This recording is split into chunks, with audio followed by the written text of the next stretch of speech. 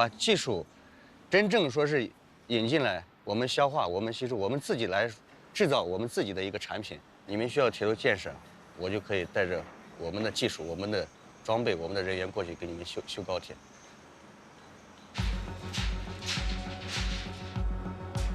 On completion, the prefabricated sections of rail bridges are then sent to the outskirts of Xi'an for installation. We are getting front row seats to the event, inside the bridge section itself. This is so cool! This thing is gonna move very slowly. Oh, we are totally moving. 你在这边会不会有一种感觉，就好像在建长城一样，一个一个把砖给放在这里？中国从这一届政府上来后，就把高铁作为中国一个品牌，大家也有自己的一个民族自豪感吧。This is history in the making, you know.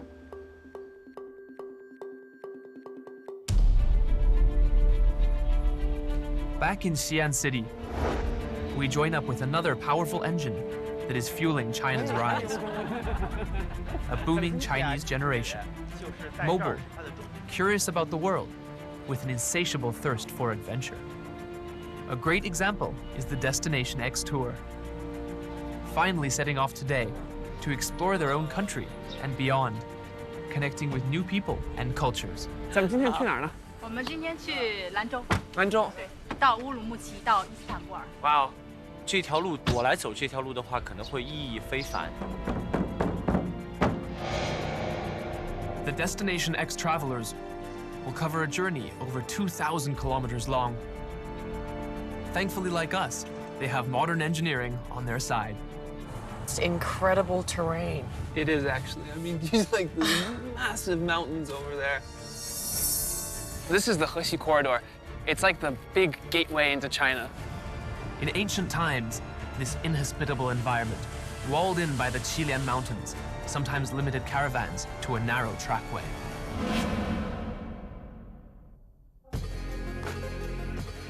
This actually was probably one of the most important places throughout Chinese history. And this little corridor here is sort of the way in and out. It was always such a key location to protect, to monitor for trade, etc. During the Han Dynasty, the imperial army fought a protracted war with the nomadic Xiongnu tribe, just to gain security of this region. By going on this journey and doing what people did 2,000 years ago, there's still so much that we can learn from them. Their spirit of exploration. From China, we venture into the grasslands of Central Asia. China's explosive growth is not only reviving the Silk Road, it's also inspiring transformation in distant lands, where a futuristic city rose in the blink of an eye, with ambitions to be a global icon like Istanbul and Xi'an.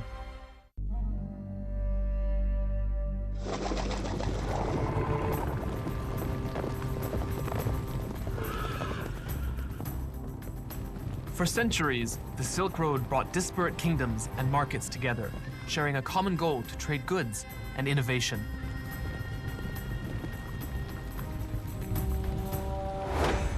The Central Asian country of Kazakhstan was a strategic hub. Its nomadic tribes brought Chinese paper to the West and imposed an early form of custom duty. In Soviet times, Kazakhstan starved and stagnated. But post-independence, the country is in a hurry to grow. And the result is astonishing.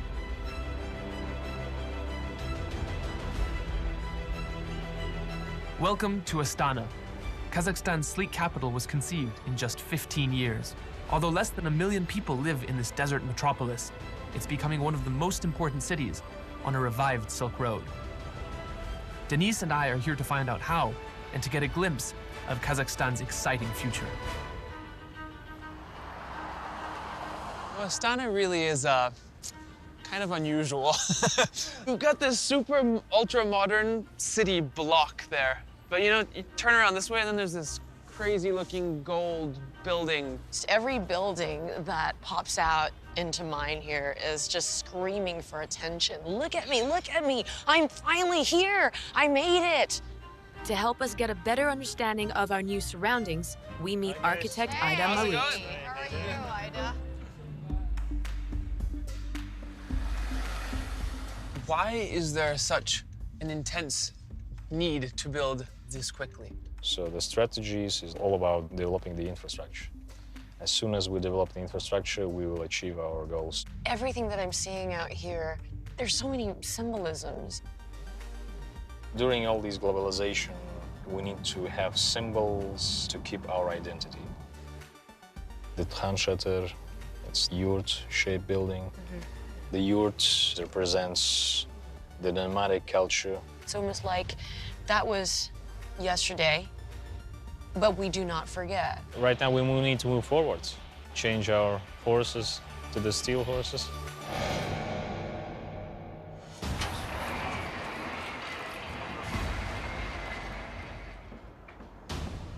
The new look Kazakhstan isn't just embracing change, it's also hosting international events. This will soon be the 2017 World Expo, an engineering feat spanning almost 50 football fields, one of the world's largest gatherings of renewable energy innovations. So what are these? It's an important project for Ida. Well, even though we are a rich oil country, we are looking forward, finding the solution, not stepping on the same mistakes as the other countries. The expo is expected to draw up to 5 million visitors. That's more than 5 times the population here. It will be a real test of this aspiring global city. It's very reminiscent of China. It's the speed in Kazakhstan and in Astana. There is a future, and we want to go out and we want to get that. I think the difference is, with China, you have this idea that we're just falling back into our natural position in the world. Whereas in Kazakhstan, they're going from a nomadic society to an urban sedentary society, and that is a huge change. Kazakhstan's vision extends beyond just Astana. Like China, they are constructing an iron silk road with cutting-edge technology. It's like an ultra-modern, massive caravan. Kazakhstan is a landlocked country the size of Western Europe. Without horsepower, trading across this vast stretch of the ancient Silk Road would have been almost impossible. Today, Kazakhstan's nomadic traders have become settlers, trading in horsepower for mechanized transit to supercharge its future economy. More than $1 billion of rail projects are planned through 2020, inspired by China's radical growth and its modern high-speed rail system. Denise and I are going behind the scenes of one of Kazakhstan's best-kept secrets. These are not just any ordinary trains. I mean, these are like monsters. A 5-year-old factory building 9,000-ton locomotives, amongst the world's most powerful and temperature-resistant freight rail cars. Look at that. It's like an ultra-modern, massive caravan. Engineer Bernard is part of a French-Russian consortium armoring up for trade on the Silk Road.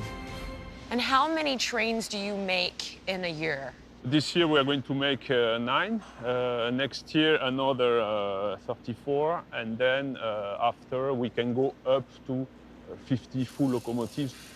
What Kazakhstan needs is 295 locomotives. So we still have at least another 5-6 years to go to fulfill the needs of Kazakhstan. Spurred by China's rise and a re-energized Silk Road, Kazakhstan aspires to be a land transport hub connecting China to Europe. Kazakhstan is in the heart of Central Asia. Any corridor you take from China to Europe, you will always have a piece of it crossing Kazakhstan.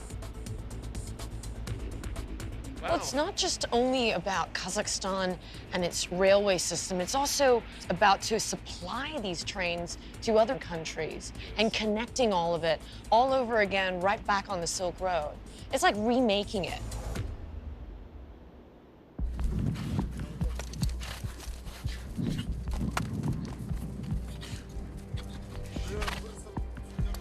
Despite becoming an urbanized and fast-paced society, the people of Kazakhstan have held on to their nomadic roots by preserving age-old traditions. We meet up with architect Ida Marud again, who's promised us the unique experience of playing one of their biggest local sports. It is called outdoor sport. It's wrestling on the horse, yeah.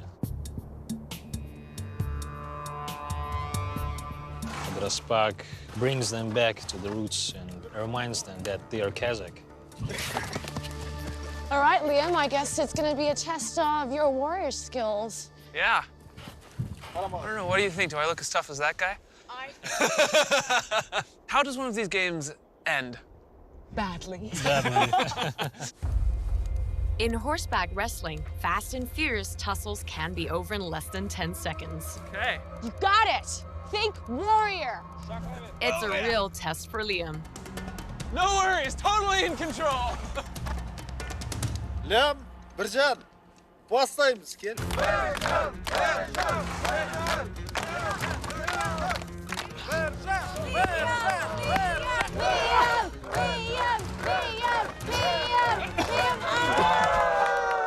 Oh, gosh!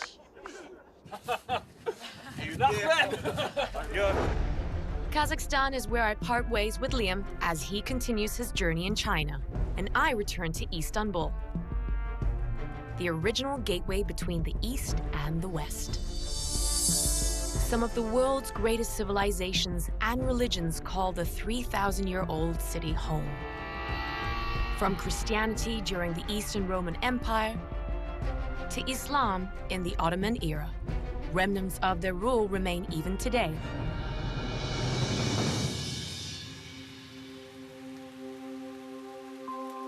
The magnificent Süleymaniye Mosque is one such icon, a blend of both Islamic and Byzantine architectural elements. Hello, how are you? Fine. Good to see you. Zeynep Fadililu is the first woman to design a mosque in Turkey, and this cross-cultural building is a source of inspiration. You have so many fascinating buildings juxtaposed of the old and the new. How do you draw all of that into your philosophy? I grew on the Bosphorus, on the European side, overlooking to the Asian side. We have got this two sides to our nature.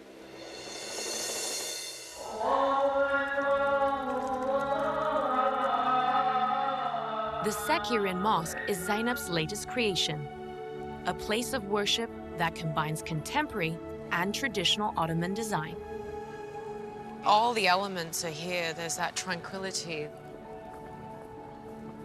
You see the structure in the spear here and that beautiful water flowing. I can feel the earth as well as the sky.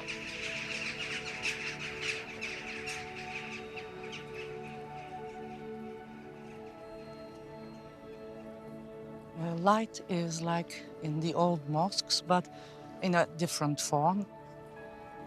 It's raindrops, just It like, is, yeah. you know, just luminescing everywhere. We have screening on the sides in the old like days. pages from the book. So it's the symbolism that you're like caressed by the leaves of the book. In the landscape of Istanbul, you have over 80,000 mosques. How does this stand in the future? The past 100 years was just copies of the older version or just copies of Europe.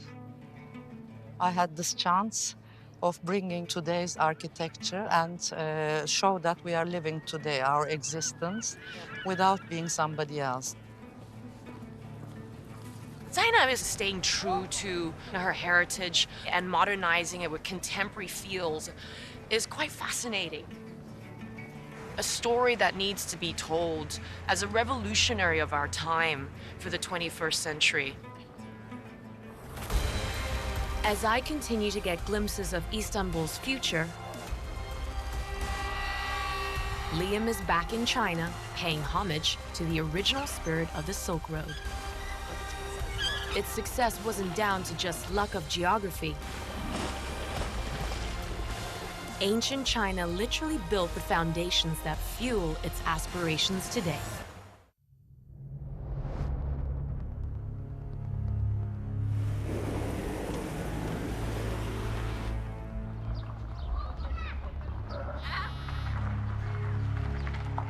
A nation with more than 5,000 years of history, China keeps one eye on the future while learning from its past. A great example of this is in Turpan City, Xinjiang, on China's western border.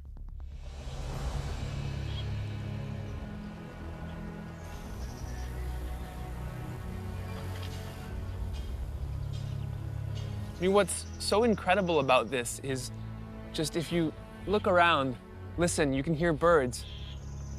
You know, they're ancient, huge trees, but the funny thing is we're in the middle of a desert.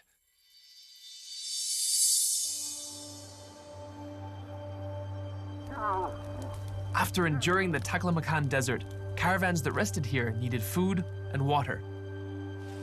So ancient Turpan engineers terraformed the land and transformed it into an oasis city.